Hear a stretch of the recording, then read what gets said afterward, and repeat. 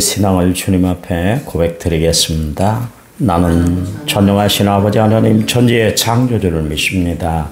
나는 그의 유일하신 아들 우리 주 예수 그리스도를 믿습니다. 그는 성령으로 잉태되어 동정녀 마리아에게서 나시고 본디오 빌라도에게 고난을 받아 십자가에 못 박혀 죽으시고 장사된 지 사흘 만에 죽은 약 가운데서 다시 살아나셨으며 하늘에 오르시어 전능하신 아버지 하나님 편에 앉아 계시다가 거기로부터 살아있는 자와 죽은 자를 심판하러 오십니다. 나는 성령을 믿으며 거룩한 공교회와 성도의 교제와 죄를 용서받는 것과 몸의 부활과 영생을 믿습니다. 아멘. 아멘. 찬송가 459장입니다. 459장.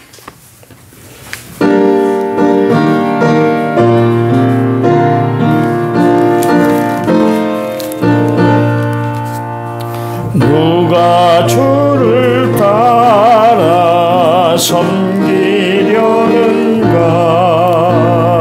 누가 죄를 떠나 주만 따르? 누가 주를 섬겨 남을 구할까? 누가 주의 뒤를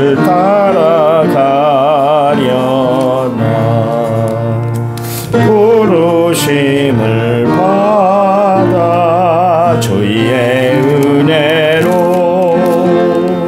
주를 따라가네 주만 따르네 세상 영광 위에 따름 아니요 그 신사랑이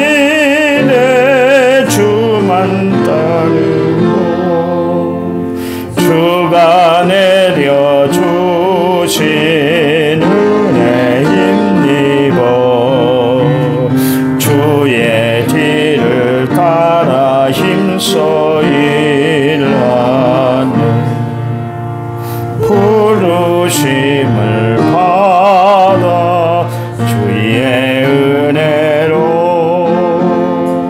주를 따라가네 주만 따르네 환난 핍박 많고 원수가 많아 주의 용서도 힘이 강하니 누가 능히 이겨 넘어뜨리랴 변함없는 진리 승리하리라 기쁜 찬송하며 주의 은혜로 주를 따라가네 주만 따르네 아멘. 성경 말씀 보겠습니다. 빌립보서 1장 12절 13절 빌립보서 1장 12절 13절 우리 같이 읽습니다. 형제들아 내가 당한 일이 도리어 복음 전파의 진전이 된 줄을 너희가 알기를 원하노라. 이러므로 나의 매임이 그리스도 안에서 모든 시대안과 그 밖에 모든 사람에게 나타났으니 아멘. 1차번째 6028번째 제가 하나님 앞에 드렸습니다. 찬양 부릅니다.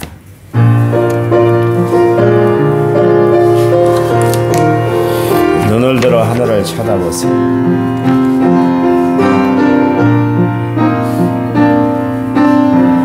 사방이 가로막혀 절망하나요. 눈을 들어 하늘을 쳐다보세요.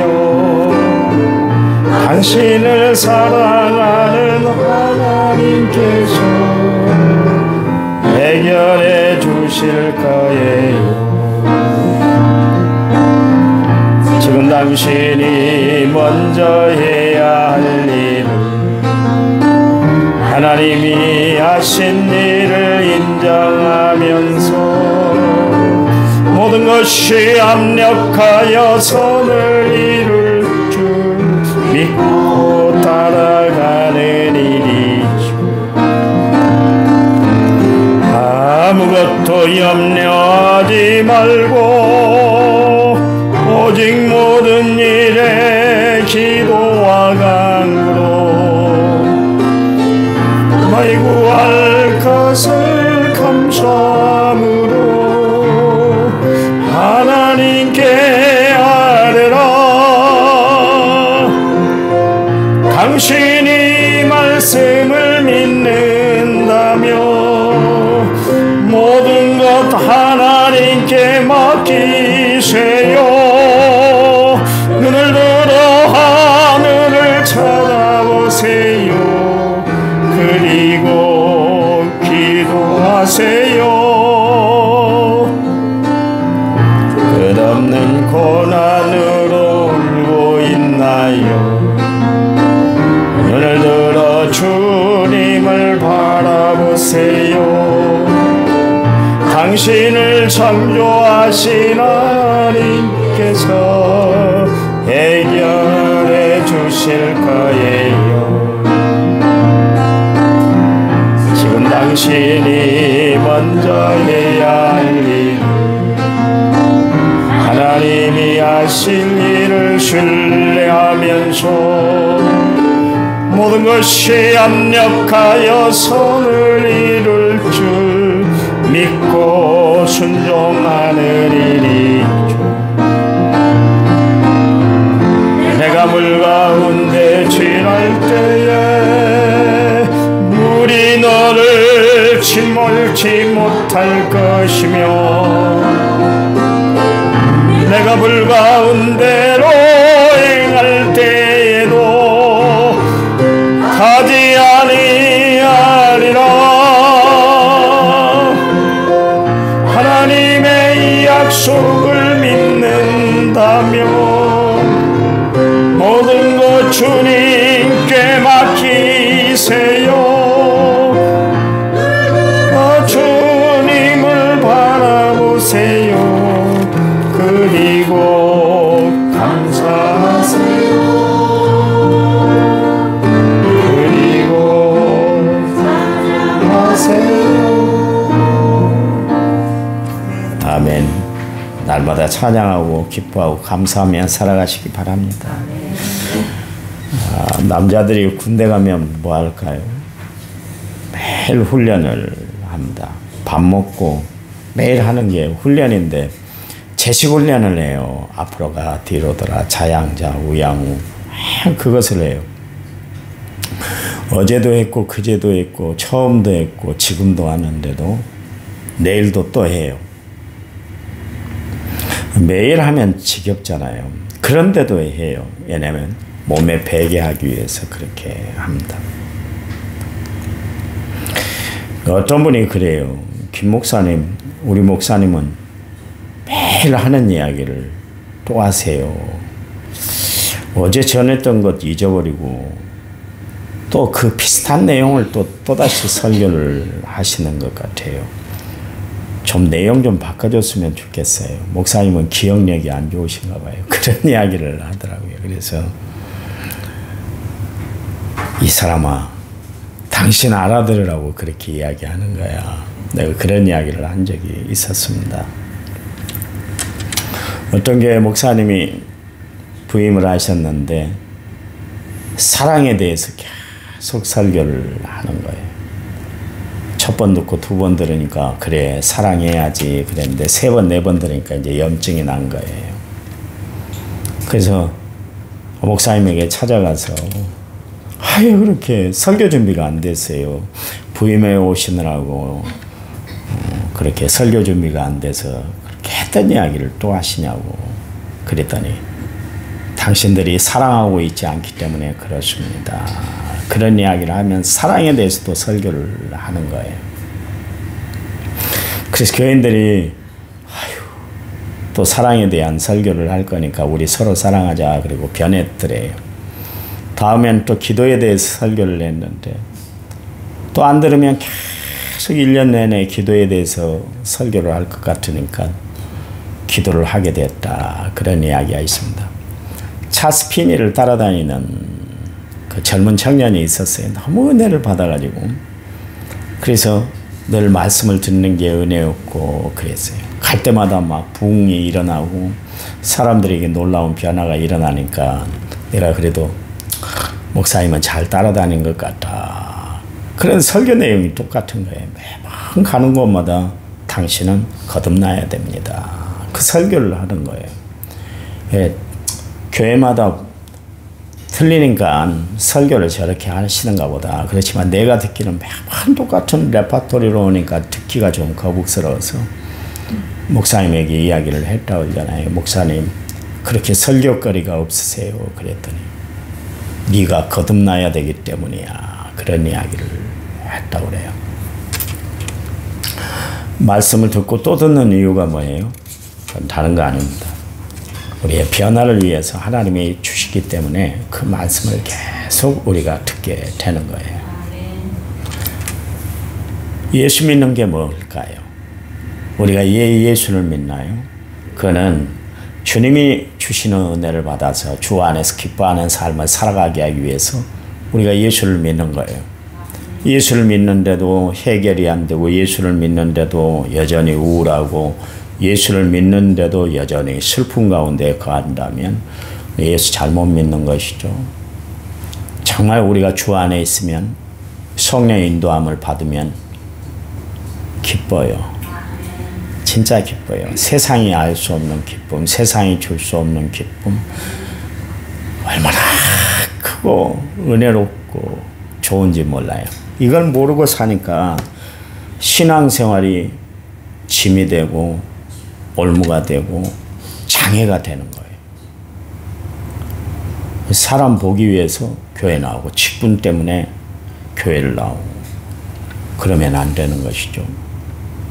여러분 하나님이 우리에게 위로부터 내려주신 모든 것은 다 좋은 것들입니다. 그래 야고보서 3장 17절 말씀에 오직 위로부터 난 지혜는 첫째 성결하고 다음에 화평하고 관용하고 양순하며 긍휼과 선한 열매가 가득하고 편견과 거짓이 없다 그러십니다. 하나님이 주시는 모든 것은 편견이 없어요. 편견이란 건 뭡니까? 내 개인의 그 감정을 가지고 대하는 거예요. 일방적으로 처리를 하는 것이 편견이에요. 여러분 그 사람의 형편, 처지, 상황을 알면 이해가 되는 거예요. 내가 이야기했잖아요. 교회 올 때마다 막 성도들하고 싸움질하는 그런 분이 계셨잖아요. 근데 내가 그분의 삶, 지금까지 살아온 인생을 다 들어보면 이해가 된다니까. 우리가 받아들이질 못해서 그렇지. 그분의 상황 그렇게 살 수밖에 없었어요. 그렇게 살아왔어요. 자기를 이겨내기 위해서 늘 옆에 사람들하고 다투고 싸움으로 자기의 위치, 포지션을 찾으려고 했던 거예요. 근데 우리는 그것을 이해를 못하잖아요. 그 관용이란 마음을 가지고 양순이란 마음을 가지고 그를 받아들이면 좋았었는데 내가 왜 이런 소리를 들어야 돼? 당신하고 나하고 무슨 상관이 있는데 그래 그러면 우리가 내쳐버렸잖아요. 내쳐버렸잖아요. 교회는 완전한 사람들이 다니는 것이 아니라 온전해지기 위해서 다니는 사람들이 교회예요. 병원은 건강한 사람들이 갑니까? 건강한 사람들은 갈 필요 없어요. 그렇죠. 검사하기 위해서 정기검진을 위해서 가기도 합니다만 아픈 사람들이 가는 곳이 병원이에요. 교회는 어떤 사람이 오는가? 문제가 있는 사람들이 오는 것이 교회예요. 예수님 앞에 나왔던 사람들 한결같이 문제를 안고 나왔잖아요. 그렇잖아요. 자기의 병 때문에, 자기 자식 때문에, 또 구도의 질문 때문에 그래서 예수님 앞에 다 나왔지. 문제가 없이 완벽하게 살아가는 사람들은 예수님 앞에 안 나왔다니까. 제사장들 예수님 앞에 나왔습니까? 바리새인들 예수님 앞에 나왔습니까? 나왔대. 그들은 정식적으로 정상적으로 나온 게 아니라 예수님 흠잡으려고 나왔지 은혜 받으려고 나오질 않았잖아요. 다 문제 있는 사람들이 예수님 앞에 나왔어요. 그래서 예수님이 말씀하시잖아요. 건강한 자에게는 의원이 쓸 데가 없고 병든 사람에게야 의원이 쓸 데 있다. 나는 의인을 부르러 온 것이 아니라 죄인을 불러 해결하기 위해서 왔다. 그랬잖아요. 그게 교회의 모습이요. 우리는 근데 교인들을 보면 이해를 못하고 받아들이지 못하고 그렇게 살아갈 때가 참 많고 내 편견 그것 때문에 사람들을 실족해 하는 일들이 얼마나 많은지 모르겠어요. 앞으로 여러분 주위에 내 눈에 거스리는 사람, 내 마음에 성이 차지 않는 사람들이 보인다 할지라도 끌어안고 기도해 보세요. 변화가 되고 은혜를 체험하는 역사들이 나타나게 될 줄 믿으시기 바랍니다. 하나님이 주시는 것 봐보세요. 세상이 줄 수 없는 것들이잖아요. 다 좋은 것들이잖아요. 하나님이 주신 기쁨 어떻습니까? 하나님은 우리에게 항상 기뻐하라. 그리고 기쁨을 우리에게 주시잖아요. 평안을 주시면서 세상이 줄 수 없는 평안이다. 그러면서 우리에게 평안을 끼쳐 주셨잖아요. 감사하라 그래 놓고 범사에 감사해봐. 그러면 하나님이 지으신 모든 것이 선하에 그러니까 감사함으로 받으면 버릴 것이 없어. 그러니까 감사하며 살아야 돼. 우리에게 말씀을 도전을 주고 있는 것을 알 수가 있습니다. 이런 거 보면 하나님이 주신 것은 쇠하지도 망하지도 없어지도 않는 것들이에요. 영원한 거예요. 하나님이 영원하신 분이기 때문에 그분이 주신 것도 다 영원해요. 그래서 구원도 영원한 거예요. 축복도 영원한 거예요. 감사도 영원한 거예요. 여러분, 우리가 실망과 고통과 좌절이 난무하는 이 세상에 우리가 살아가고 있잖아요. 근데 우리에게 변치 않는 기쁨, 항상 누리게 하는 기쁨, 언제나 함께하는 기쁨을 하나님이 주세요. 그러니까 이 하나님이 주신 기쁨을 누리고 우울하게 살지 마세요. 내 인생 살아온 곳이 뭐가 있어? 뒤돌아보면서 잔뜩 우울에 지칠 때가 있어요. 자식들을 바라보면서 내가 해놓은 것이 아무것도 없네. 남편과 아내를 바라보면서 기껏 살아온 것이 이것밖에 없어. 그러면서 우울해하지 마세요. 그나마 옆에 있는 사람이 있었기 때문에 내가 지금까지 지탱해 온 거예요. 그 사람은 하나님이 붙여준 사람인 줄 아시기 바랍니다. 귀찮아 하지 마세요. 그냥 다 자식이고 누구고 주변에 있는 교인들까지도 하나님이 다 붙여준 존재인 줄 알아서 기쁨의 대상으로 받아들이고 내가 또한 기쁨을 표현하고 살아가는 것이 참 중요해요. 바울은 성령의 메인바 되었기 때문에 말씀에 붙들린 바 되었기 때문에 늘 그에게는 기쁨이 떠나질 않았어요. 여러분 바울의 상황이 한 번이라도 좋은 적이 언제 있었나요? 없었어요. 그가 다메섹 상에서 예수를 만난 이후에 그에게 찾아왔던 것은 숱한 고난과 박해와 어려움과 시련이었지 편안함과 즐거움이 없었어요. 즐거운 상황이 없었잖아요. 가정을 꾸려봤습니까? 몸이 건강합니까? 주변의 사람들이 자기를 따뜻하게 맞아주기나 합니까? 매번 배쳐가고 두들겨 패고 감옥에 갇히게 만들고 얼마나 어려웠어요. 그런데도 불구하고 그는 늘 기뻐했잖아요. 우리와 차원이 다른 기쁨을 누리고 살았어요.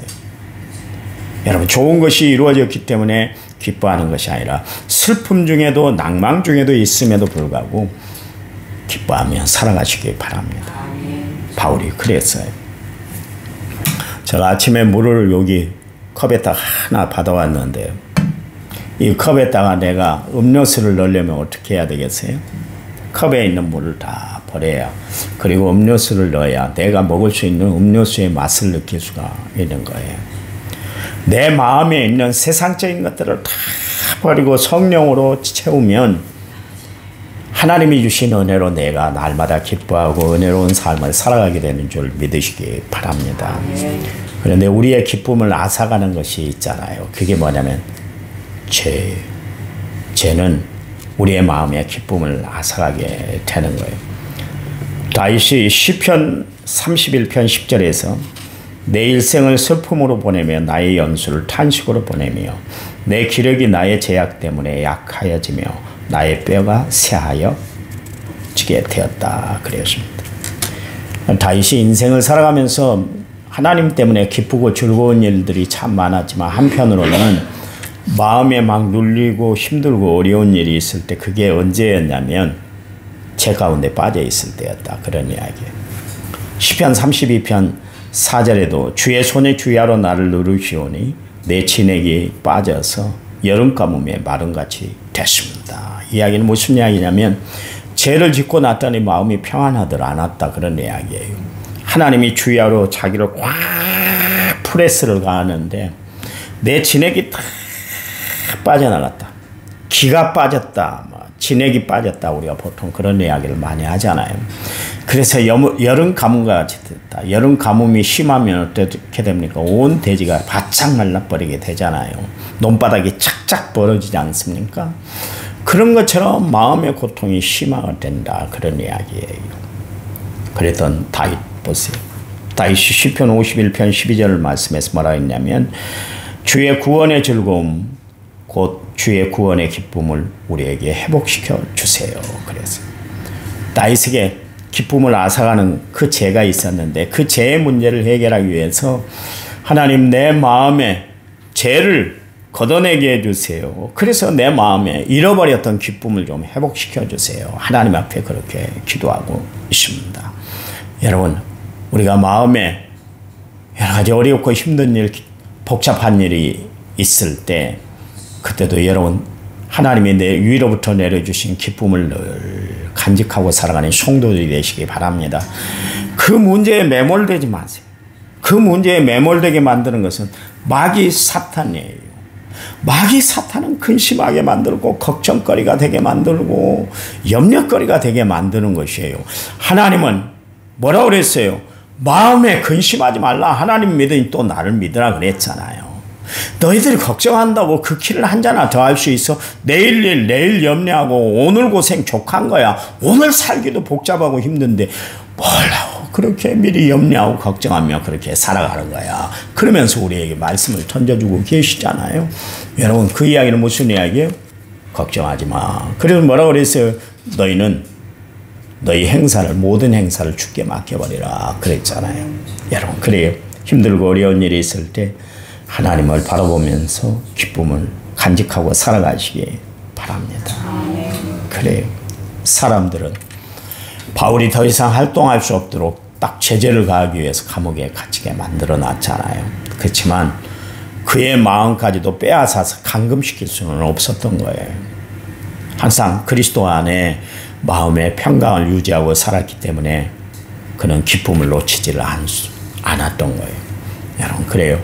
내 마음의 근원 주님이 꼭 인도하시도록 여러분 함께하는 성도들이 되시길 바랍니다.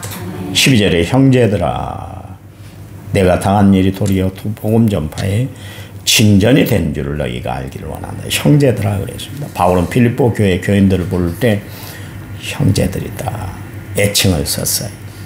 이게 3장 1절 13절 그리고 4장 1절에도 그렇게 이야기를 하고 있는데 사랑하는 형제들아 그랬어요. 내가 늘 기도할 때마다 그래요. 정말 우리 교인들은 사랑스러운 존재다. 나에게 걸림돌이 되는 존재들이 아니라 내 마음에 근심을 끼치는 존재들이 아니라 정말 사랑하는 형제들이다. 한 분 한 분을 생각하면 얼마나 소중한지 모르겠어요. 진짜 소중해요. 너무너무 소중한 분들이에요. 그래요. 우리는 그리스도의 피를 나눈 사람들이기 때문에 서로 형제 됐어요. 형제간에 으르렁거리고 살아가는 가정을 보면 여러분 좋습니까? 보기 싫어요. 서로 우애하고 살아가는 가정을 보면 얼마나 좋은지 모르겠어요.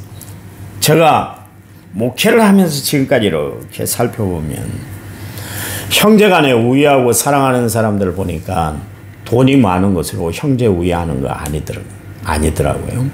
잘 산다고 해서 형제 우애하고 사는 것이 아니라 없는 속에서도 서로를 위하고 살아가는 그 가정이 정말 우애하는 가정이더라고요.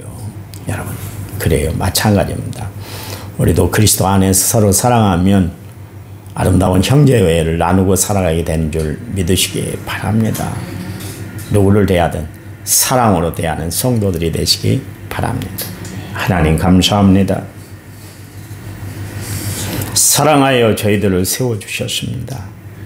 주님 은혜의 날마다 감사하며 기뻐하며 살아가는 저희를 되도록 축복해 주시옵소서. 오늘 하루도 하나님의 인도하심과 섭리하심 따라 승리하는 하루가 되도록 축복해 주시옵소서. 특별히 기도합니다. 우리 남은 성결교회 새벽재단이 부흥되도록 하나님 역사해 주시옵소서. 예수님 이름으로 기도했습니다. 아멘. 합심해서 기도합니다.